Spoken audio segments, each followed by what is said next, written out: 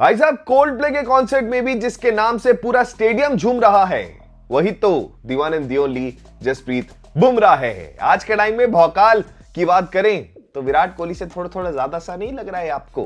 खैर, उस तरफ हम नहीं जाएंगे। भौकाल की जहां तक बात है, ऐसे ही कुछ लगा था हमें गौतम गंभीर से भी कि वो आएंगे, भौकाल मचाएंगे, कुछ अपना जीजी या जैज बॉल करके कुछ दिखाएंगे, गैस बॉल करके कुछ दिखाएंगे, पर ऐसा तो कुछ नहीं हुआ भैया। अपेरेंटली इनकी टीम में नहीं बन रही है और अब तो ये भी सामने निकल कर आया है कि उनके जो डिसीजंस हैं, उनकी जो राय है वो तक मानी नहीं जा रही है। ये सुनने में आ रहा है कि वो चाहते थे कि संजू सैमसन जो है वो टीम में हो, रिस्पेक्ट, और वो ये भी चाहते थे कि हार्दिक पांड्या जो है वो टीम के वाइस कैप्टन बने, not Shubman Gill, respect again. पर ये फिर ऐसा क्यों हुआ?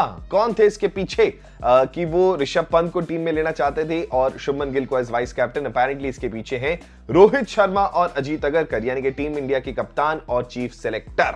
अब ये क्या है सारा मामला, इसके पीछे की क्या बैकिंग है और क्या एक्सप्लेनेशन है, ये मैं आपको बताने वाला हूं आज के इस वीडियो में।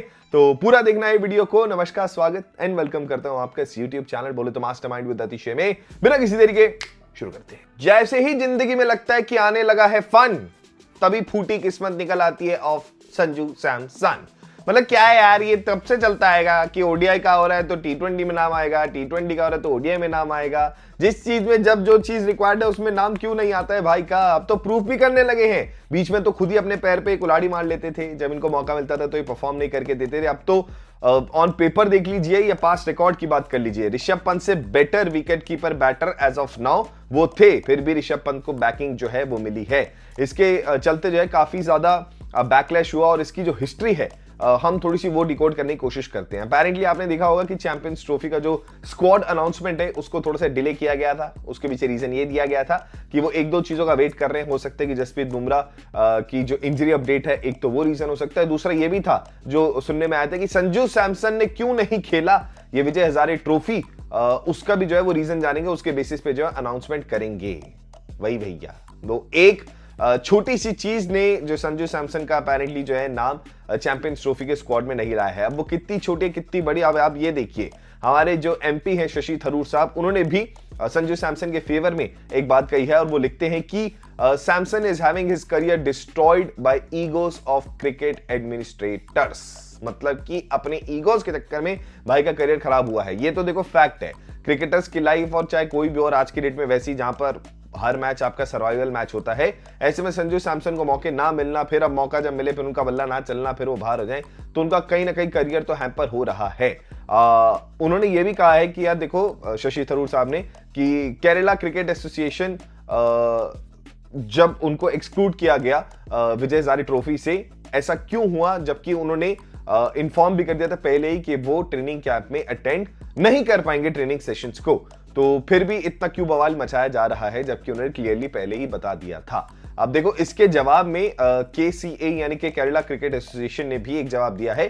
वो ये कहते हैं कि यार जो उनके प्रेसिडेंट है जेएस जॉर्ज जी, कि संजू सैमसन को हमने इसलिए ड्रॉप किया क्योंकि उनका एक दिन पहले एक लाइन का टेक्स्ट आया था कि भाई मैं प्रिपरेटरी कैंप में नहीं आ पाऊंगा, दैट्स इट। अब देखो, चाहे वो कोई संजू हो या कोई और प्लेयर, केसीए यानी केरला क्रिकेट एसोसिएशन की एक एडमिनिस्ट्रेशन की रादर एक अपनी पॉलिसी है और सबको वो रिस्पेक्ट करनी होगी। और मुझे नहीं लगता, ये उनके प्रेसिडेंट का कहना है कि क्योंकि उन्होंने विजय हजारे ट्रॉफी नहीं खेली है इसी के चक्कर में वो चैंपियंस ट्रॉफी का हिस्सा नहीं है।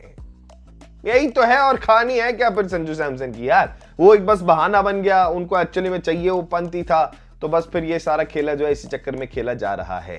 संजू सैमसन के पीछे तो ये कहानी थी। अब ये जो शुभमन गिल भैया अचानक से वाइस कैप्टन बने हैं, उसके पीछे क्या कहानी है? उसके पीछे कहानी ये है, अजीत अगरकर साहब बताते हैं कि देखो यार, मैं ऐसा एक प्लेयर चाहता हूं कि जिसका जो फीडबैक है वो टीम इंडिया से, ड्रेसिंग रूम से अच्छा है, और वो शुभमन गिल हैं। आप अपने ऑप्शंस जो है वो ओपन रखना चाहते हैं and you are always on the lookout for anyone who has got some leadership qualities. क्या बोला? Leadership qualities. विराट नाम का एक बंदा होगा आपके ड्रेसिंग रूम में।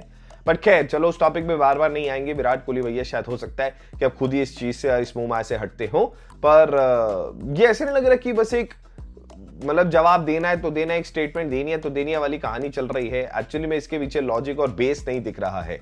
और सिंपल सी बात है यार, जिसकी नहीं चलती है उसकी क्या गलती है। गौतम गंभीर को जो हम इतना ब्लेम कर रहे हैं, if he is not given the full authority of how he wants to run the team, तो फिर फायदा क्या होगा उनके कोच बनने का, और फायदा क्या है कि जो हम उन पे इतना संकोच कर रहे हैं। तो अगर गौतम गंभीर उस तरीके से नहीं हो पा रहे हैं, मैं कहता हूं अगर वो चलो जो भी हार्दिक पांड्या को वाइस कैप्टन बनाते, सैमसन को लेते, दोनों नहीं चलते, वो कंप्लीटली ब्लेम ले लेते कि हाँ भैया है, पर कम से कम उनको ये तो मलाल नहीं रहता कि भैया मेरी सुनी नहीं गई है। अब अगर मान लो कुछ भी हेवाय हो जाता है, मान लो कि पंत और गिल बाई चांस परफॉर्म नहीं करते हैं, जो मुझे गिल भैया से थोड़ी उम्मीद वैसे कमी लग रही है, तो फिर वो क्या करेंगे। हम तो सीधा उठते ही अपना मीम्स जो है, ट्रोल्स जो है गौतम गंभीर के लिए बनाना शुरू कर देंगे। तो that is very very unfair अगर ऐसा ही कुछ हुआ है। तो अब आपको कमेंट सेक्शन में कमेंट करके बताना है ब्रो कि आप किस टीम में हो। क्या लगता है आपको ये गंभीर का जो डिसीजन था वो सही था?